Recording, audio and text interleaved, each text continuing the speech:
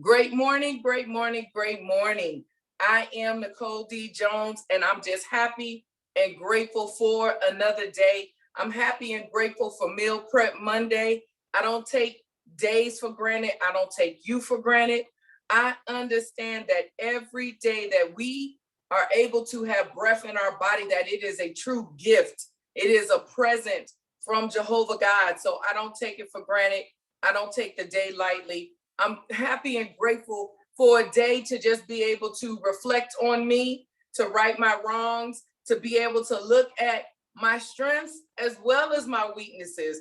And I'm intentional to work on those things that can hinder me or someone else, because I do believe that all of us are healthy, we're wealthy, and we're prosperous. And everything that our hands go to touch, it must, it shall, and it will manifest, prosper, and grow. So in order for us to touch things and have them manifest, prosper, and grow great things, we got to be walking in our greatness, okay?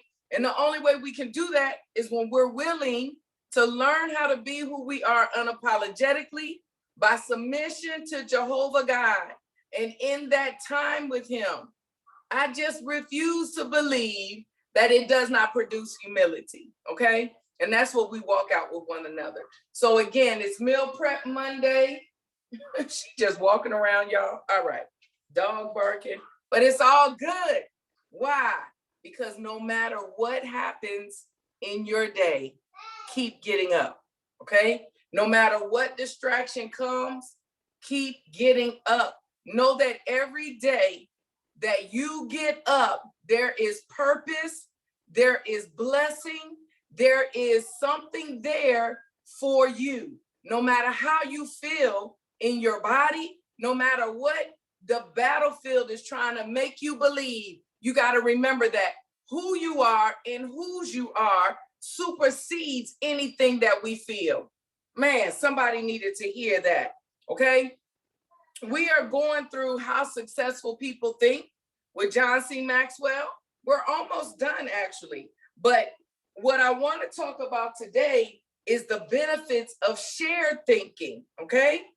The benefits of shared thinking, all right? So you have to know, when you value the thoughts and ideas of others, they receive the compounding result of shared thinking and actually accomplish more than you could ever do, than they could do on their own. So if you're a trader, if you're someone who trades with me, we know that compound effect, and we know that it's effective. We know that it works, but that happens too with our thinking, okay? So shared thinking is faster than solo thinking. Stop, Cairo. It's faster, okay, than solo thinking. If you think about it, like a lot of young people, a lot of millennials, they killing it, okay? But a lot of it is because they're more on community, okay? Now, I'm a Generation X, and I have to be honest, you know, my environment is important to me.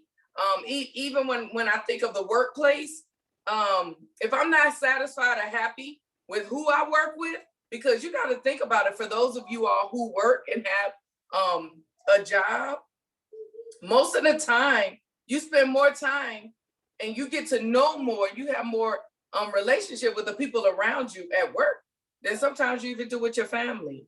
And with millennials, they're really on community. I'm very big on community. I don't care how much you pay me. If I'm not happy with my environment, I'm not going to stay, okay? But shared thinking is faster, all right? It's faster in a community setting.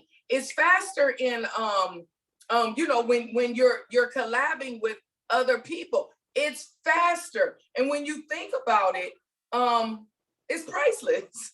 So again, you know, that's just me. If I'm not happy with the people that I work with, I got to get new people. I can't, you know, you can be paying me $1 million, and it just, if I don't have peace and happiness, it's not worth it to me, okay? But shared thinking is faster than solo thinking, all right? You can always learn more quickly when you're willing to allow someone else's experiences, okay? So that's why it's faster. Number two, for my money makers that are note takers, shared thinking is more innovative than solo thinking. Innovation results from collaboration, okay? If you combine your thoughts with others, you'll come up with thoughts that you never had. If you combine your thoughts with others, you come up with thoughts that you never had, because how I think and how you think is totally different. Oh my goodness. Look, now we on low battery. The blood of Jesus. This is going to go out, all right? Somebody going to be blessed. Number three, shared thinking brings more maturity than solo thinking, okay? Hold on.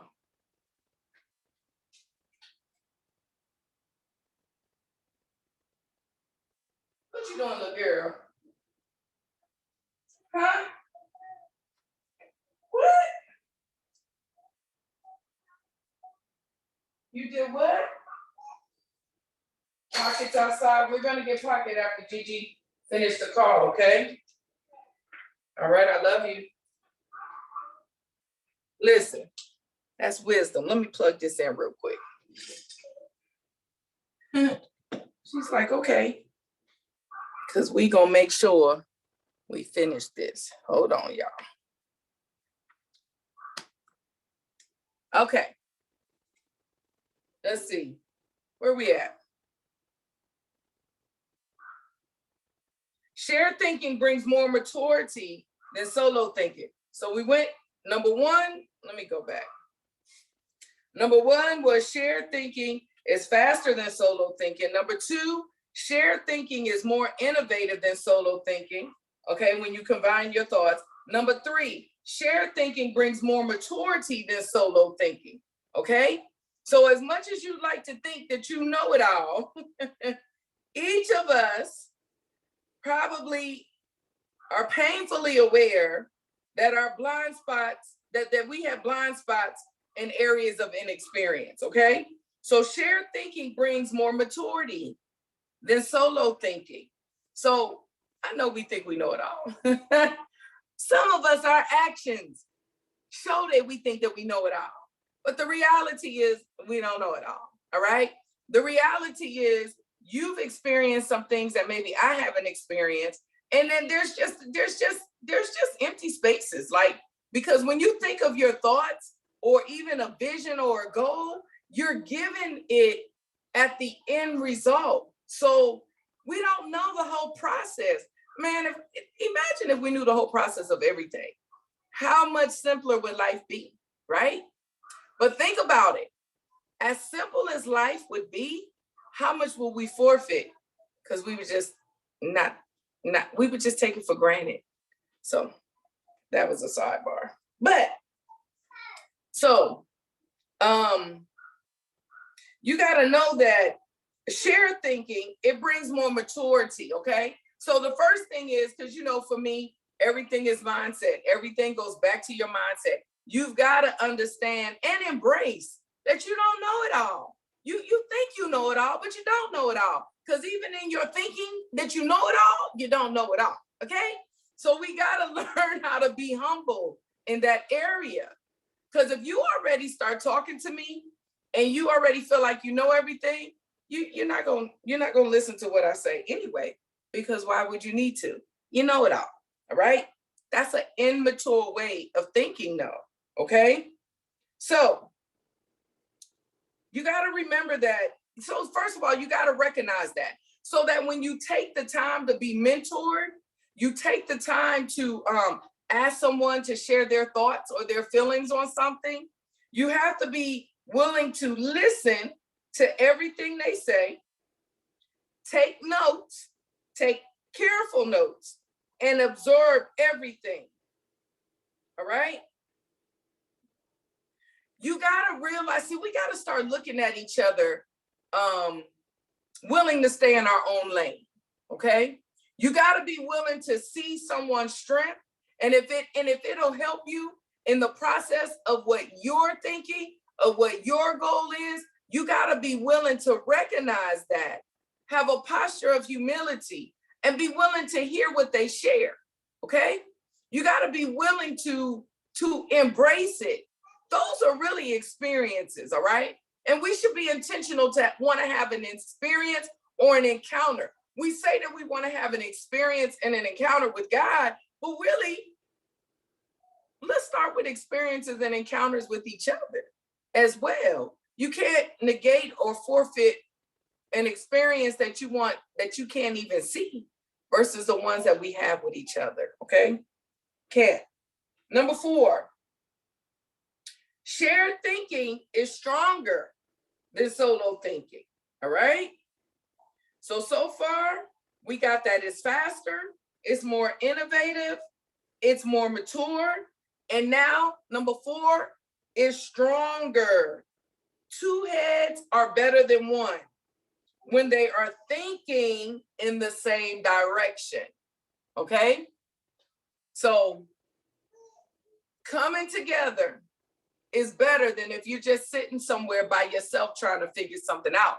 But you gotta make sure that it's shared thinking. You gotta make sure that you're thinking in the same direction, okay? Synergy comes from working together. The same kind of energy comes into play when you're dealing with people and what y'all are thinking about, okay?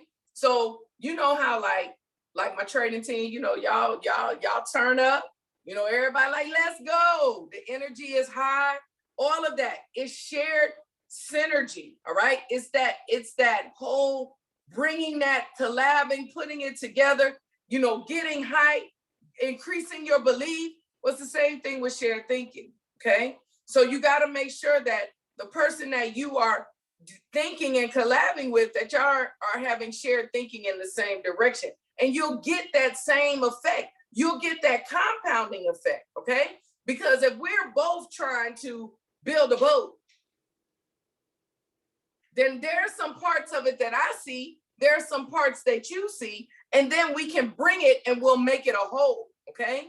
So, and then as I figure something out, it's gonna spark something in you, you're gonna figure something out, and then we just went from a boat to a yacht because we put our thoughts together. We had shared thinking. It became stronger, it became greater, it became bigger, okay? So, Clarence, I'm going to read this as it's written. Clarence Francis sums up the benefits in the following observation. I sincerely believe that the word relationships is the key to the prospect of a decent world. It seems abundantly clear that every problem you will have in your family, in your work, in our nation, or in this world is essentially a matter of relationships and interdependence. Man, I highlighted that because that is so true, all right? God honors relationship, okay? He honors family, all right? We were created to be relational. So even in your thinking process, you've got to remember that. You've got to hold on to that, okay? Number 6, shared thinking is the only way to have great thinking. Stop, baby girl. If each have one thought, together we have 2 thoughts, then we always have the potential for a great thought, all right? Shared thinking is the only way to have great thinking. That's number 6, all right? So how to encourage the participation of shared thinking, okay? And this is where I feel like it gets good. It's good about shared thinking, but it's also good just individually to me. But you know, I kind of think about things a little different. So how do we encourage the participation of shared thinking? Because you got to think about it now. If you're an extrovert, shared thinking is easy, but it may not be as easy for someone if you're an introvert, because it's just kind of like not your personality, okay? So the first thing is you have to value the idea of others. Believe the ideas of other people. You got to believe that it has value. You got to believe that the ideas of other people have value. Okay? How do you know if you truly want input from others? This is where it get good, okay? Because you got to remember this. You can't value something that you don't even believe in. If you don't believe in it, there's already no value. So if you don't believe that I may be crazy enough to be hearing from Jehovah God, then it doesn't matter what I say. There's no value in what I say to you, okay? So ask yourself these questions. Am I emotionally secure? Nicole, are you emotionally secure or are you insecure? It takes a secure person to consider someone else's ideas, all right? So if you are already kind of insecure in yourself, if you already lack confidence maybe in something, it's going to be hard for you to value someone else's thought process. So we're talking about thinking, but just in life, okay? You've got to learn to be secure. Why do I say to do every call with affirmations? It's 10:22. Why do I do every call with affirmations? Because even if you don't believe it, you're going to hear it enough that on that day that you don't feel healthy, wealthy, or prosperous, you may have a cold, your bank account may be a negative, and you may feel like your life ain't going nowhere. But you're going to remember this little squeaky voice that got the East Coast down South twang that tells you, I am healthy. You are healthy.